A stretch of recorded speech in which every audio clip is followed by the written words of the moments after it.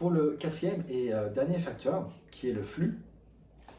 Alors le flux, c'est pas toujours évident à faire comprendre le flux, mais une fois que vous l'avez compris, ça va tout seul. Alors, le flux d'une extrémité à l'autre, soit il est totalement relâché, soit il est totalement retenu.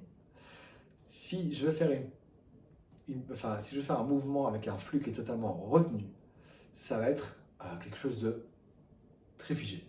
Limite, je ne bouge pas. Et totalement relâché. Ça veut dire qu'il n'y a aucune tension nulle part. Maintenant, pour expliquer aussi, c'est que le flux, c'est comment je passe d'une position à l'autre position. Si le flux est vraiment beaucoup retenu, c'est-à-dire que limite, je vais faire position A, position B. C'est-à-dire après, si je rajoute du flux, c'est-à-dire je peux rajouter des positions intermédiaires, je peux commencer à arriver ailleurs. Comme je peux, si vraiment c'est vachement relâché, je peux commencer à vraiment jouer avec. Donc le flux, ça va vraiment être la quantité d'énergie qu'on va mettre dedans. Donc si je vais expliquer ça avec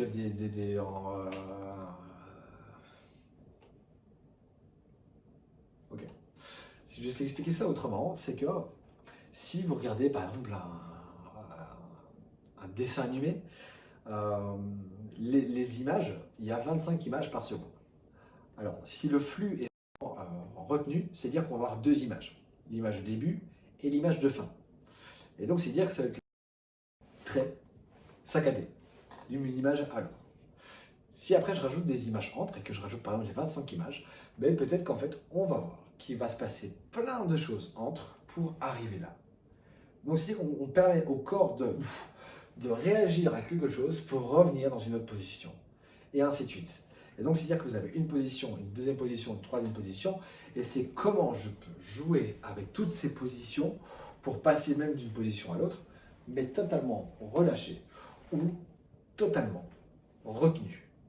C'est vraiment, voilà, le flux, c'est vraiment ça. Alors, il y a des fois, c'est pas forcément évident à comprendre, mais voilà, dès que vous l'avez compris, vous pouvez commencer à me dire, ah ok, comment je suis quand je fais cette action-là. C'est-à-dire que si je veux lancer une balle, c'est comment je la lance. Est-ce que je la lance très fluidement ou est-ce que je la lance très saccadement? Est-ce que je la arrête sur l'image à chaque fois ou c'est quelque chose qui va être très...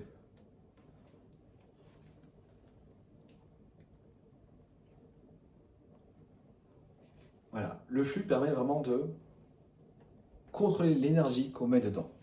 Et donc, plus vous allez avoir du flux et plus vous allez avoir un corps qui est sous tension. Plus il est relâché, plus vous avez un corps que vous ne pouvez pas contrôler.